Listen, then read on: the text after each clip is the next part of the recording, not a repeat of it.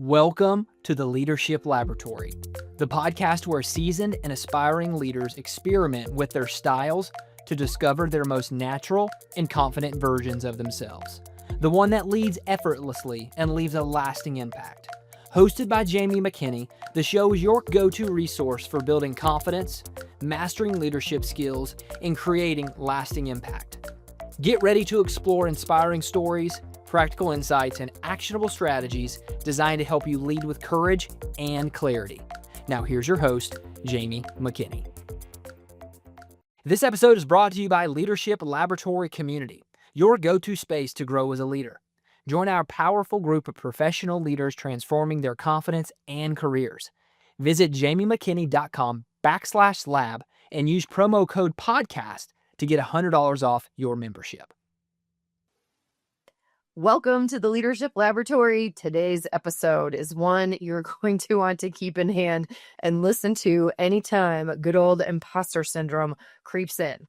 The next time you hear a little voice inside your head and it says something like this, I must have everyone fooled because I don't really know what I'm doing. Or, I'm going to get found out. They're going to see right through me. Or I'm sure that I'm the only one feeling this way. Or as one of the women in our Leadership Laboratory community shared, she confessed, she said, I questioned whether I actually got the promotion. I truly checked my spam folder to see if I missed an email from HR saying, oops, we made a mistake. Oh my goodness, imposter syndrome can sure be clever and devious, and we are going to conquer that imposter monster today. Well, if you are a regular listener here, thank you. Thank you so much. Keep up the liking, the sharing, the commenting on this podcast. It is recognized. It is appreciated. And if you're new here, welcome. These episodes are designed to give you plug and play solutions so you can listen, learn, and implement in the same day. And if you want to discuss today's episode and bring it to life, well, come on over. Join us in the Leadership Lab community. You can find us at jamiemckinney.com/lab. Well, I'll start off by sharing two pieces of good news about imposter syndrome. First, if you've ever suffered from imposter syndrome, and when self-doubt starts to get really loud, like it's riding shotgun in your thoughts, despite your successful track record, know that you are not alone. You are not alone. Studies suggest that up to 82% of people, myself included, have had spells of imposter syndrome. 82% of people have had thoughts saying, I can't do this. I don't know why I'm here. I don't belong. So first piece of good news, you're not alone. Second piece of good news, I am pleased to inform you that you have likely been misdiagnosed, that you don't have imposter syndrome after all. Imposter syndrome is one of the most frequently misdiagnosed syndromes, and here's why. A syndrome, by definition, is a chronic condition, a set of pervasive symptoms that you have all the time. And if you're being honest, you don't carry the imposter feeling around with you all the time. At certain times, sure, but all the time, no. A lot of the time, you are leading as your full self, your confident self, the one who has its self-worth in the lead. So the first mindset shift I invite you to welcome in is in a moment of self-doubt, a very natural, normal, unavoidable moment. What you're experiencing is not imposter syndrome, but rather an imposter moment. An imposter moment. And that word choice is incredibly impactful and powerful. A moment can be managed. Think about it like this. Think about imposter syndrome like a brick wall, right? It is standing there and it is tough to penetrate. An imposter moment, however, is like one brick. And if you address the brick and manage the moment, it never stands the chance of building up into a wall. Or if there is an existing wall, you can address it brick by brick to start to dissolve that wall. And more good news is that the reason this moment stands out is because it's not your normal. It's a pattern disrupt in your brain.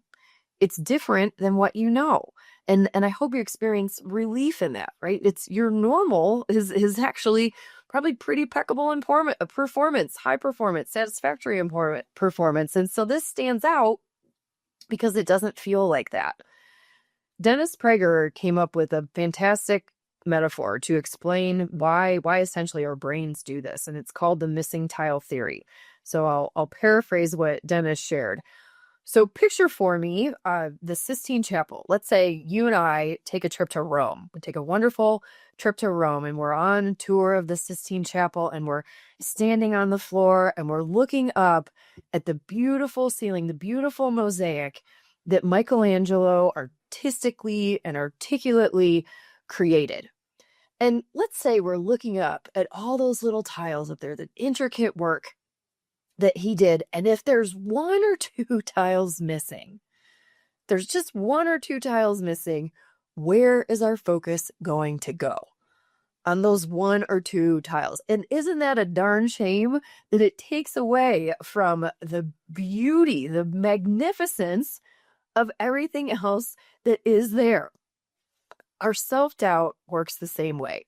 It calls our attention to it because it's different than the rest of the beauty, the rest of the good things that we have. So what can you do in the transient moments when self-doubt overrides confidence? Well, first, know that while what you are experiencing is real, the thoughts are there, the discomfort is real. Also know that there's nothing wrong with you. You're not broken. And even better, your strengths have gone nowhere.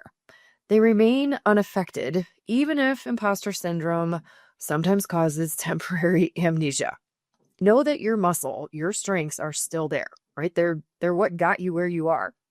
And on top of it, and you can tell me here, true or false, I'm pretty sure you've been in a situation when you had no idea what you were doing, right? You got dropped in some situation where you had no idea what you were doing, and yet what happened? You figured it out. You made it to the other side. You have survived 100% of your hardest days. And the same thing will happen here when we can lift out of the debilitating imposter syndrome thoughts. So with my coaching hat on, I'd like to walk you through a proven 4-step framework. It's one that my community members use. It's one that I use. It's one that you can use to reclaim your time, to stop the overthinking, to move through imposter moments with the grace, the strength, the resilience that you carry. So here we go. 4 steps to overcome imposter syndrome and have a clear path forward. Step number 1, name it to tame it.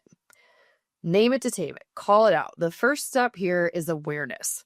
When you recognize the feeling creeping in, the worry that you aren't enough, for example, or that you shouldn't be there, instead of shoving it to the side or pretending like it's not there, just pause and acknowledge it. Pause and acknowledge it. Oftentimes, simply naming the feeling, simply saying, okay, this is doubt. This is anxiety. This is uncertainty. This is fear. Calling it out by name reduces its power. One of the members in my community, she actually has a name for her self-doubt, and she calls out Janica when she hears the self-doubt. Okay, yep, I see you, Janica. And in that moment, creating an identity, creating a label, that in and of itself is disempowering what could otherwise culminate into an imposter moment. So step 1, name it to tame it, call it out.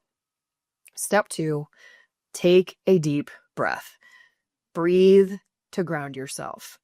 This will help settle your nervous system. It will help regulate the sympathetic and the parasympathetic nervous systems. Pause and recenter so that you can maintain logical thought, prevent yourself from reacting emotionally, and stay in the space of being able to respond thoughtfully. So far we have name it to tame it, and then breathe. And go ahead, as you're listening to this right now, take a deep breath. Right? Think about imposter moments, not the imposter syndrome. All right, step 3 here. This might be my favorite one of all. Step 3, you're really going to start to feel your power in this one. Flip your narrative. What do I mean by this? Challenge the narrative. Challenge the thoughts in your head. Ask yourself, what evidence do I have that this is even true?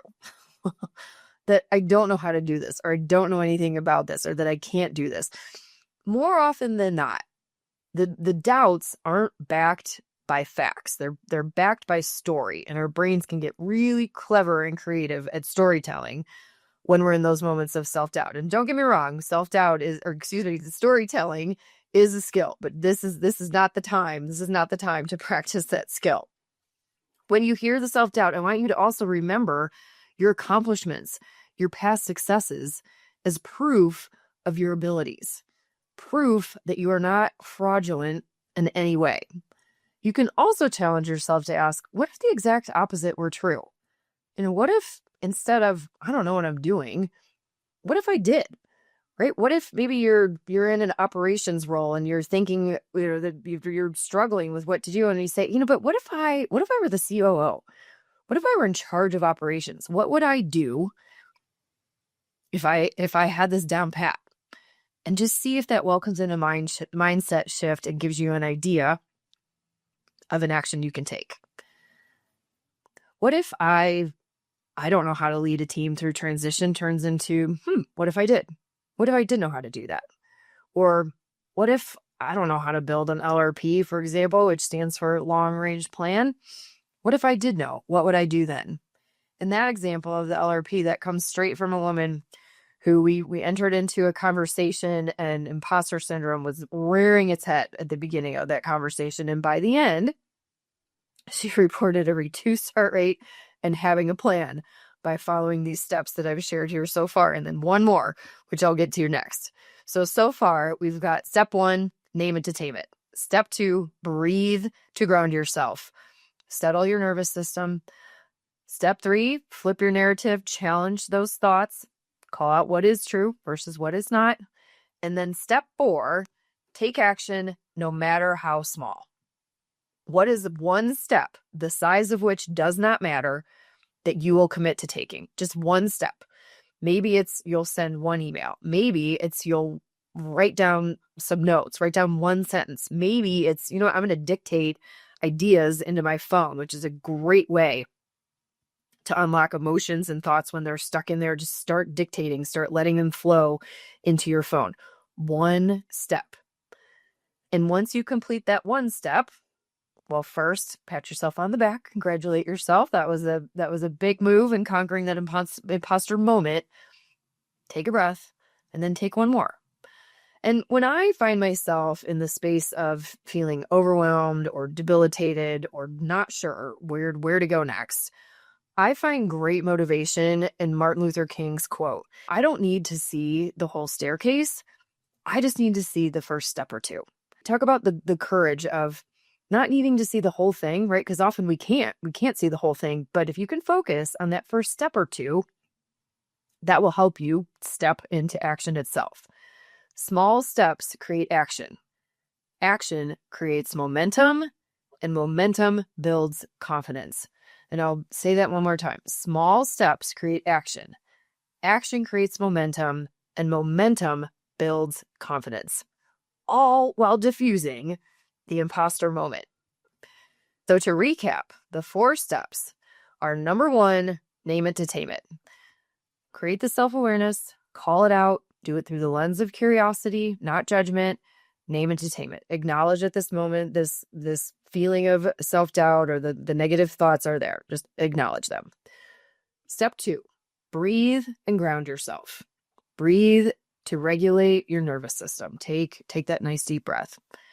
Step 3, flip your narrative. Challenge the assumptions that are being made. Ask yourself what's actually true here. What if the exact opposite were true? And just see if that helps you spur an action to follow. And then step 4, speaking of that action, take one, no matter how small. Take that action, no matter how small. All right, my friend. Well, my wish, hope, my dream here is that your imposter monster will be no more when you follow these steps and experience the same success that our leadership laboratory members have. So I will close out with this reminder. Imposter syndrome is not what you have. nor does it get the final word. You have worked hard for where you are. You have prepared for it. You belong right where you are. And that little voice of doubt, it's in there, but it's just noise. You have the proof. You have the track record. You have the grit, and you have the fire. So the next time an imposter moment shows up, look it square in the eye, breathe, and say, not today. Because you have earned your seat. You have earned your voice. And it's time to own every ounce of your brilliance, every ounce of it. Leadership, your leadership from any seat at the table, it's not some end game. It's an experiment. You show up, you try, you grow. Every step proves you belong. So hold your head high, trust your grit, trust your gut, and lead boldly. You have got this. You have got this, my friend. And if you are riding high from this message and don't want to lose the momentum, well, please share this with someone who needs to hear it, and then come on over. Join us in the Leadership Lab at jamiemckinney.com/lab. Well, until next time, keep experimenting, keep growing, and focus on progress over perfection. You've been listening to the Leadership Laboratory with Jamie McKinney.